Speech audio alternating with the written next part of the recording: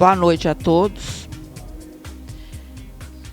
É com muita alegria e sob as bênçãos do nosso amado Mestre Jesus que novamente estamos aqui para iniciar as nossas atividades de hoje. Então sejam todos muito bem-vindos ao Núcleo Espírita Nosso Lar para mais uma noite de estudos. Para fazer, abrir, para nos harmonizarmos para o nosso estudo de hoje, eu gostaria de chamar o nosso companheiro Anderson para fazer a prece, para abrir os trabalhos. Boa noite a todos. Pai Celestial, Mestre Jesus, gostaríamos de agradecer a oportunidade de concurso fraterno e de convivência salutar nesta casa espírita. Rogamos auxílio, proteção e luz para todos aqueles que se encontram ausentes e todos aqueles que possam estar enfrentando dificuldades aparentemente insuperáveis, porque para Ti, Senhor, nada é insuperável. Que possamos todos nos unir em direção à Tua luz para compreendermos as mensagens a quais serão endereçadas a nós. Que possamos todos nos esforçar para encontrar dentro de nós as imperfeições necessárias para que sejam aperfeiçoadas e, sobretudo, a boa vontade e os recursos necessários para fazer o bem na terra, segundo a vontade de nosso Pai, e que assim seja. Nossas palestras são inspiradas no livro Vinha de Luz, e o assunto de hoje é relativo ao capítulo 102, cujo título é Atribulados e Perplexos, e que está na segunda carta de Paulo aos Coríntios, capítulo 4, versículo 8. Nossas palestras são postadas no nosso canal do YouTube, Núcleo Espírita Nosso Lar. Inscreva-se e ative o sininho para ser notificado de novas postagens. E para falar sobre o nosso tema de hoje, Atribulados e Perplexos, é com muita alegria que convidamos a nossa grande amiga Lília Mamed, que é palestrante espírita e colaboradora aqui do Núcleo Espírita Nosso Lar. Seja bem-vinda, Lilica. Deus te abençoe. Boa noite. Toda vez que eu vou fazer palestra, eu fico um pouco emocionada, viu, gente? Então, às vezes, eu erro as palavras, mas eu tento voltar, né? Eu fico muito feliz por vocês estarem aqui, né? Para mais essa palestra, hoje nós não tivemos o canto para harmonizar, mas a espiritualidade estava aqui conosco, está conosco, né? Nos acompanhando, porque a música hoje, uma está doente, a outra por motivo de falecimento, então a gente tem que respeitar, né? O texto de hoje, que é Atribulados e Perplexos, vem de Paulo, né? Que Emmanuel simplificou para a gente. E a palavra atribulados eu quis trazer para a gente ver o significado dela. Atribulados, a pessoa sofre com problemas das adversidades, atormentado por alguma dificuldade física ou emocional. Perplexo é a pessoa que está sem reação diante das dificuldades, repleto de dúvidas e indecisos, né? Em tudo somos atribulados, mas não angustiados, perplexos, mas não desanimados. Paulo disse isso, e por tudo aquilo que ele já passou, para quem conhece Paulo, né, a trajetória dele, ele nunca desanimou. E quando eu li, né, esse texto, eu me voltei nos tempos de Jesus, né? Não sei se eu estava lá, mas a gente tem um conhecimento pelos apóstolos, pelas escrituras, né, pelo Evangelho de Jesus. Então, vamos voltar na época de Jesus. Jesus veio e acolheu os apóstolos e ensinou a amar. Em primeiro, eles assustaram, tiveram medo, mas não desistiram. Quando Cristo foi crucificado, eles ficaram atribulados e perplexos, mas eles continuaram. Eles continuaram a cada passo, em cada cidade que eles iam, eram apedrejados, né, na maneira que eu falo, por palavras, porque na época, como diz o texto, Emmanuel, os judeus apedrejavam aqueles que eram contra a lei de Moisés. Os romanos eram contra os cristãos. Crucificavam as pessoas por falar contra a religião deles também. E nem por isso as pessoas desistiam, elas não tinham... Quando elas conheceram verdadeiramente o Messias, elas persistiram em tumbas, né, fazendo reuniões escondidos, onde tinham rotas de fuga caso os romanos chegassem. E no livro Há 2000 anos, onde a nossa irmã, a Lívia, né, ela foi para a prisão, que os romanos, como ela tinha trocado, quem não leu esse livro, possam ler esse livro, é muito bonito. E ela trocou de roupa com a serva para poder salvar a serva, e ela foi levada, né, nos circos que os romanos armavam, e ela foi, né, soltava os leões, e os cristãos morriam, né, devido à agressividade. E é impressionante, se a gente for perceber a força que ela tinha para poder aguentar isso tudo, né, diante do amor que ela tinha, tanto da vida, tanto pelo Messias, e principalmente pela família. Ela lutou até o final e não esmoreceu, ela não desistiu de Jesus, da fé dela, e ela continuou.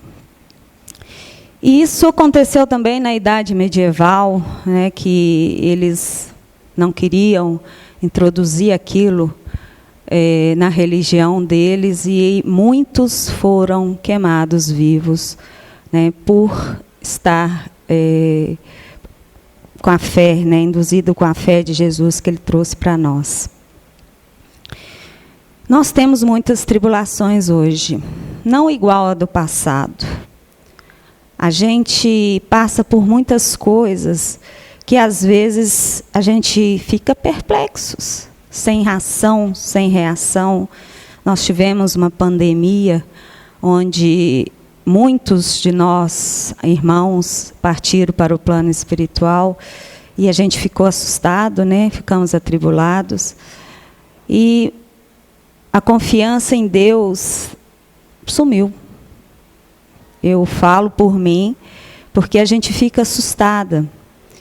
Mas, na época que começou e a gente viu, né, muitos irmãos partindo, a gente se pergunta, né, tudo tem um propósito, nada é por acaso. E hoje, com a ajuda, né, do conhecimento, eu consigo ver o que realmente aconteceu, para que a gente pudesse permanecer nessa fé. E aí, muitos me perguntam, né, Lília, às vezes perguntam como eu posso sair dessa tribulação e não ficar sem reação na vida, sem reclamar. Como é que eu faço isso? E aí, por mim, eu falei assim, olha, porque tem situações que a gente dói, né? A gente fica sem reação, e às vezes a gente perde mesmo essa fé em Deus. E aí eu pensei, e falei assim, gente, é o conhecimento. O conhecimento que a gente traz de outras vidas, né? Porque não é a primeira vida que nós estamos aqui, mas aqui hoje, eu falo por mim, pelo conhecimento do Evangelho. Eu vim do catolicismo, mas eu não era praticante. E quando eu me questionava sozinha, eu falava, principalmente a morte, eu me questionava e falava assim, gente, morrer acabou? Será que é isso? E eu buscava muito em mim uma resposta. E eu descobri, eu sou uma pessoa de Uberaba e lá, né, tem várias casas espíritas, Chico Xavier né, um ídolo para todos nós. E lá eu conheci o Espiritismo e eu sempre morei em Itaúna. Mas lá eu nunca participei. Né? Por incrível que pareça, eu nunca fui frequentadora. E a primeira casa que eu fui foi no Francisco de Assis, mas eu também não me encontrei lá. E aí me falaram que tinha esta casa aqui. E eu vim e abracei, né? Abracei essa casa com muito carinho. E quando eu comecei a estudar o Evangelho, o livro dos Espíritos, o livro do Evangelho e toda a obra de Allan Kardec, eu comecei a entender as parábolas. Eu comecei a entender o que se passava comigo, com o outro. E é incrível, porque você começa a olhar mais pelas dificuldades do outro e não a nossa. Porque você compreende o outro. Você passa a entender a dificuldade dele. Então, eu falo isso muito para muitas pessoas, para que a gente possa ser esse cristão, né, de fé, como Paulo foi. A gente tem que conhecer realmente o que Jesus trouxe para nós. A gente não conhece. A gente ouve as pessoas falarem, mas profundamente a gente não conhece. A gente tenta ter raiva, porque isso aconteceu comigo, porque que fulano partiu para o plano espiritual, ele não merecia. E a gente questiona muito, a gente não agradece. Tem até uma série que está passando na Netflix, eu não sei se vocês viram, que é Os Escolhidos, está em inglês, como? The Chosen, isso mesmo. E tem uma passagem que eu gosto muito, né, que é da mulher hemorrágica, porque ela só ouviu falar de Jesus. Ela simplesmente só ouviu falar de Jesus, e ela procurando a cura, porque na época, né, era muito agressivo, a pessoa que tinha hemorragia, ela era impura. E essa série, ela, gente, é uma questão assim, que eu falo da pessoa interpretar Jesus mesmo. Porque essa mulher, ela falou assim, eu só queria tocá-lo, eu queria conversar com ele. E até os apóstolos iriam levar, mas tinha uma multidão muito grande em volta dele, né, porque ele ia até a casa de uma pessoa para poder ver, né, salvar uma menina. E a multidão estava intensa, porque era o Messias, e o pessoal já estava sabendo dos milagres, e ele não conseguia chegar. E quando ela pegou um pedaço do manto dela, era até a fitinha que amarrava o manto, né? Lá representa essa fita. Ela segurou. Na hora, eu falei assim, deve ter sido assim mesmo, porque na hora da série, ele faz até assim para trás. Né? Ele fala, alguém me tocou. Quem me tocou? Né? E aí, os apóstolos, todo mundo te tocou, mestre? Ele falou assim, não, alguém me tocou. E ela, lá no chão, sentada ainda, fui eu, mestre. E ela não olhava para ele. Ela falou assim, eu queria tocar em você, porque eu era uma pessoa impura. E ele chamou, filha, você se curou. A tua fé te curou. Né? Não foi Jesus, foi ela. Então, é uma questão de nós querermos conhecer e realmente permanecer nessa fé. Eu falo particularmente que eu ainda não tenho essa fé. Eu gostaria muito, estou trabalhando isso em mim. Porque nas horas que acontece, a gente só sabe questionar. E a gente não sabe receber o não de Deus. Às vezes a gente quer tanto que uma pessoa viva, mas o melhor para ela é partir. A gente não aceita o não de Deus, porque é o momento da outra pessoa. Não só na morte, né? Às vezes é alguma coisa que aconteceu que era para você no trabalho, né? A oportunidade passou e aí você fala, gente, eu perdi isso, mas é porque é o não de Deus, porque não era necessário para você isso agora. Né? Deus sabe, Deus é amoroso, bondoso e justo. A gente tem que aceitar esse não de Deus. E a gente não aceita. Eu perdi essa oportunidade de trabalho, era a minha vaga, era a minha vida, era o meu namorado, eu queria aquele. Não é, né? Porque o não de Deus é necessário para cada um de nós. Nós estamos no mundo de provas e expiações. Nós vamos passar por muitas tribulações para o nosso bem, para a nossa evolução, para o nosso crescimento espiritual. E quando eu estava estudando sobre as tribulações, né, sobre Paulo, sobre Coríntios, eu tinha conhecimento de uma história. Eu gosto de contar história nas minhas palestras, porque eu acho que as histórias elas ficam, né, no coração da gente, é mais fácil de guardar. E a história até da Ana Guimarães, que é a mãe da Anete Guimarães, palestrante espírita. E ela conta uma história onde, na época, né, bem atrás, o pai dela estava muito doente. E ela não morava na cidade do pai dela, e ela foi para a cidade do pai dela e foi para visitar ele no hospital. E chegando lá, né, na época ainda, a palavra câncer era coisa que não se falava. Né? O pessoal batia na boca, batia na madeira, né, antes de falar essa palavra. E aí ela foi visitar o pai dela, a cunhada dela estava com ela, e depois de visitar, ela saiu para o corredor junto com a cunhada e a enfermeira. E ela olhou assim para uma porta fechada e escrito proibido a entrada.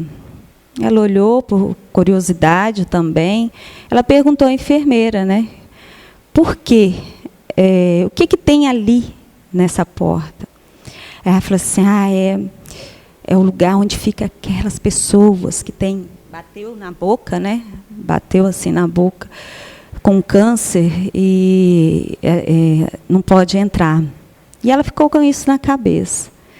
Aí, no outro dia, ela ainda com isso, ela virou para a enfermeira, foi para o hospital visitar o pai novamente.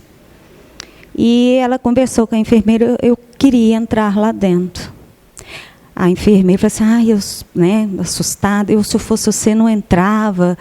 Eu posso? Ela falou assim, pode, vamos lá. E quando ela entrou, ela deparou com uma senhora. Ela estava desnuda, né, da barriga até os seios. Tinha uma cama, um cortinado, uma pequena janela onde entrava o sol.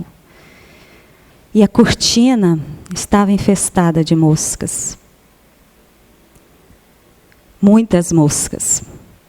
E ela, com aquele esforço todo, ela tentava tirar as moscas de dentro do cortinado. E, sorrindo, ela virou, né, para a Ana e falou, você pode me ajudar a tirar essas moscas? E quando a Ana olhou, os seios dela tinha larvas, né, que corroía os seios. E ela falou assim, não, nós vamos te ajudar. E nesse momento a Anete virou para ela e falou assim: você conhece o médico Dr. Bezerra de Menezes, que ele não tinha assim, preferência para atender, ele atendia todo mundo. Aí ela falou assim: eu já ouvi falar. Vamos pedir, né, em prece nesse momento, uma ajuda espiritual para que ele possa te atender. E ela, junto com a cunhada, que era católica, a enfermeira, e até a paciente, vamos cerrar nossos olhos. E a Ana começou a orar. E ela orando, né, com convicção, de repente ela sentiu um silêncio total no quarto. E quando elas terminaram, elas abriram os olhos, não tinha mais nenhuma mosca no quarto. Elas olharam para a janela, pareciam que estavam sendo sugadas para fora. As larvas que estavam no seio dessa paciente já estavam mortas. E ela sorriu, agradecendo a eles. Ela não sentia raiva, ela não sentia mais dor. E todos que estavam ali, né, ficaram maravilhados com a situação, com o ambiente que tinha mudado. E elas saíram do quarto e elas não souberam, né, o que realmente depois aconteceu com essa senhora, mas eu acredito que ela já tinha partido para o plano espiritual. Mas o que ficou foi o sorriso de agradecimento, mesmo com toda a dor, com toda a tribulação que ela estava passando naquele momento. Ela acreditou. Ela permaneceu na fé que tudo que ela estava passando iria passar. Então, gente, as tribulações é necessária. Nós temos que entender isso. E com isso, a gente não deve afastar Deus. A gente não está acostumado a chamar a Deus. A gente está acostumado a reclamar de Deus, a reclamar de tudo. Vamos ser imortais. Na hora que a gente estiver tomando um café, na hora que a gente estiver fazendo algo em casa, vamos fazer tudo pensando que somos imortais. Que nenhuma tribulação, gente, é para sempre. As tribulações que passamos têm hora e data para acabar. E eu trouxe também uma mensagem. Eu não sei o autor dessa mensagem, mas é uma mensagem que nos traz força. É uma mensagem que é de outra religião, né? Mas não existe religião errada, né? Todas as religiões são válidas, se estão transformando as pessoas de bem. Eu vou colocar um fundo, né, para que a gente lê, para que eu possa ler essa mensagem. Depois a gente pode fazer uma prece, para que a gente possa permanecer nessa fé que Paulo sempre nos traz em seu livro, em suas cartas. Quando aceitamos a missão espiritual, temos que ter a ciência que sofreremos de todo tipo de ataques, espirituais e carnais. Seremos julgados, desacreditados e até expelidos. Quando escolhemos o caminho do autoconhecimento, devemos saber que enfrentaremos os maiores inimigos nossos próprios demônios, inimigos, e que isso irá doer profundamente e vai machucar, dilacerar internamente. Quando aceitarmos os cargos de guerreiros da luz, entenderemos que as sombras não aceitarão facilmente a nossa presença. Que essa batalha será árdua, que essas sombras residem em tudo e em todos, em nós e nas pessoas que amamos. Que a nossa maior vitória será o de não sermos corrompidos e seguimos no caminho reto e justo, mesmo caindo e muitas vezes esmorecendo. Quando vestimos a nossa armadura, vestimos também a coragem, bravura e a honra.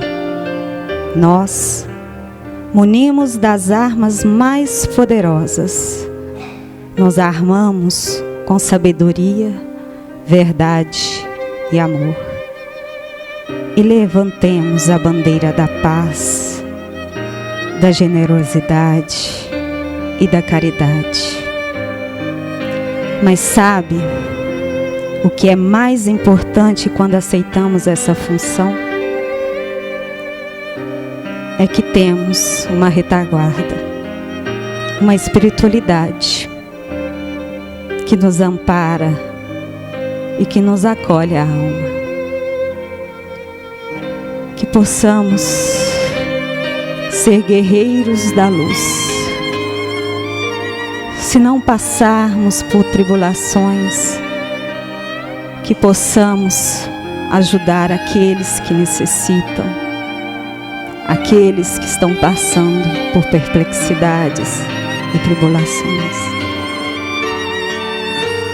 Que todos possam fechar os seus olhos,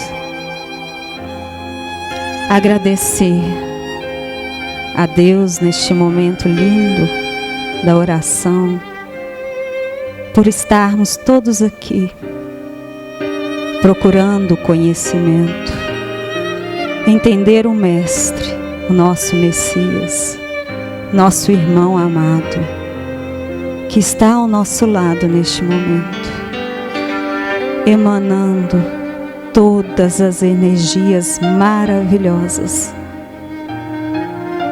que recebemos. Pense neste momento em alguém que necessita. Leve esse amor de Jesus para o coração de cada um. Vamos emanar também essas mesmas energias para os hospitais, para os presídios, para a guerra, para o nosso planeta. E cada um sinta o seu coração.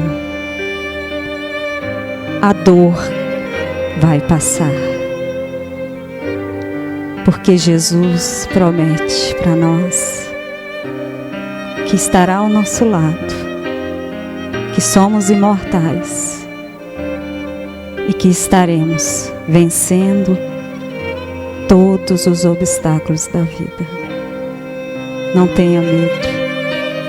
Vamos seguir em frente em oração, com a fé que Jesus nos ensinou.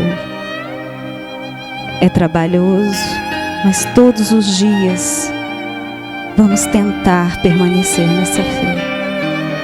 Lembrar que muitos morreram para nos ensinar. E hoje, que estamos aqui, temos esse propósito de passar o conhecimento ao próximo e seguir em frente. A luz permanece em cada um de nós. A vivência do Espírito existe em nós. O amor de Cristo existe em nós. Que assim seja, Senhor. Agradecer a todos pela presença e que tenham um ótimo final de semana e até semana que vem.